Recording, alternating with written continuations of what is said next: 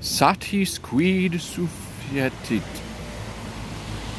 I praise God for you, sir. Your reasons at dinner have been sharp and sententious, pleasant without scurrility, witty without affection, audacious without impudency, learned without opinion, and strange without heresy.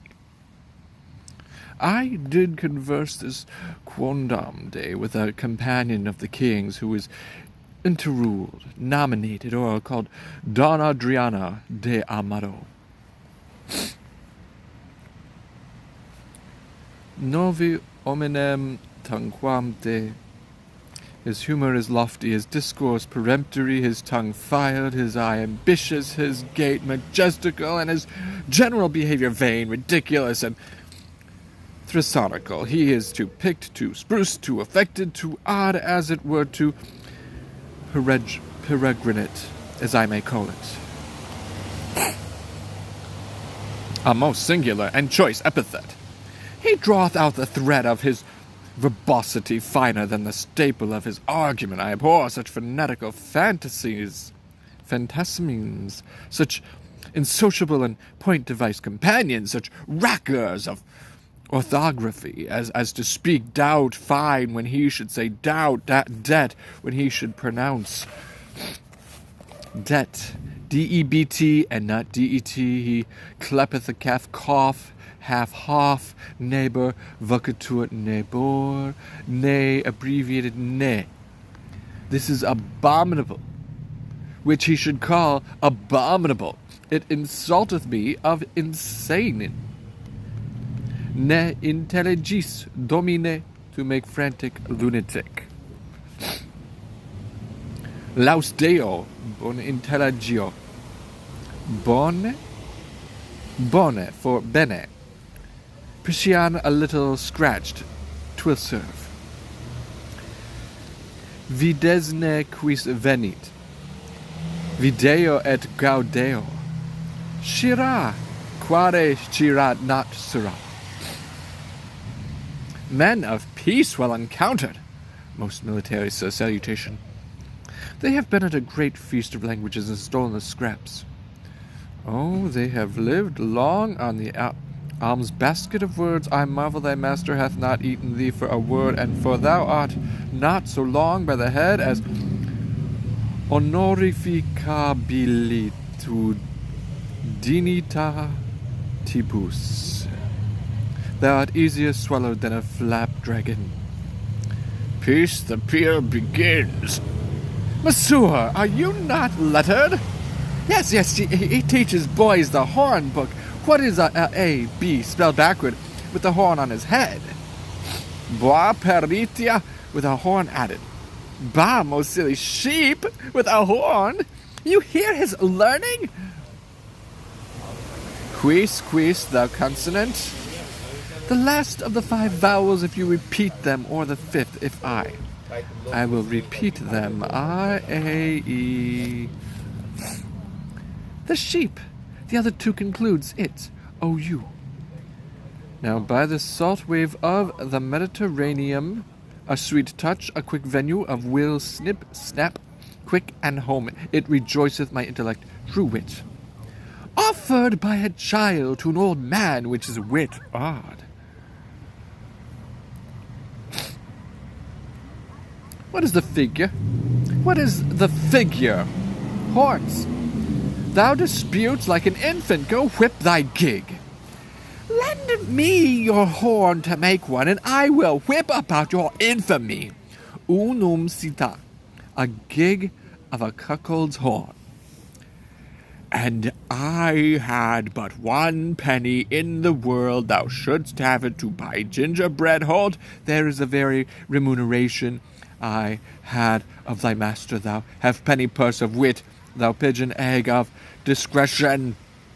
Oh, and the heavens were so pleased that thou wert but my bastard. What is a joyful father wouldst thou make me? Go to, thou hast it, ad dunghill, as the thinker's ends, as they say. Oh, I shall smell false Latin dunghill for on Ungwen. Artsman, preambulate. We will be singled from the barbarous. Do you not educate youth at the charge house on the top of the mountain?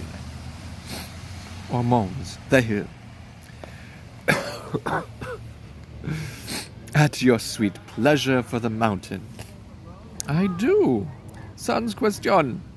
Sir, it is the king's most sweet pleasure and affection to congratulate the princess at her pavilion in the posteriors of this day, which the rude multitude call the afternoon.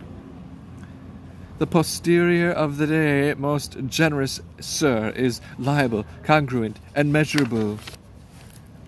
For the afternoon, the word is well called, chose, sweet, and apt, I do assure you, sir, I do assure. Sir, the king is a noble gentleman, and my familiar, I do assure you, very good friend, for what is inward between us, let it pass. I do beseech thee, remember thy courtesy. I beseech thee, apparel thy head, and among other important and most serious designs, and of great import indeed too. But let them pass, for I must tell thee it will please his grace by the world. Sometimes do lean upon my poor shoulder, and with his royal finger thus dally with my excrement, with my mustachio. But, sweetheart, let that pass. By the world, I recount no fable. Some certain special honors it pleaseth his greatness to impact to our motto, a soldier, a man of travel that hath seen the world, but let that pass. The very all of all is, but sweetheart, I do implore secrecy, that the king would have me present the princess, sweet chuck, with some delightful ostentation, or show a pageant, or attic, or firework, and now understanding that the curate and your sweet self are good of such eruptions and sudden breaking out of mirth, as it were, I have acquainted you withal to the end to crave your assistance. Sir, you shall present before her the 9 worthies, Sir Nathaniel, as concerning some entertainment of thine, some show in the posterior of this day, to be rendered by you assistance, the king's command, and his most gallant, illustrate, and learned gentlemen before the princess, I say, none so fit as to present the 9 worthies. Where will you find men worthy enough to present them?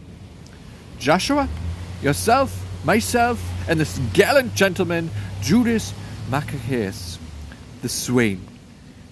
He, because of his great limb or joint, shall pass Pompey the Great, the page Hercules. Pardon, sir, error. He is not quantity enough for that worthy's thumb. He is not so big as the end of his club. Shall I have audience? He shall present Hercules in minority. His enter and exit shall be strangling a snake, and I will have an apology for that purpose. An excellent device, so if any of the audience hiss, you may cry, well done, Hercules, now thou crushest the snake. That is the way to make an offense gracious, though few have the grace to do it. For the rest of the worthies, I will pray 3 myself. Thrice worthy gentlemen, shall I tell you a thing? We attend. We will have, if this fadge not an antic, I beseech you follow. Via, goddamn dull. Thou hast spoken the word all this while.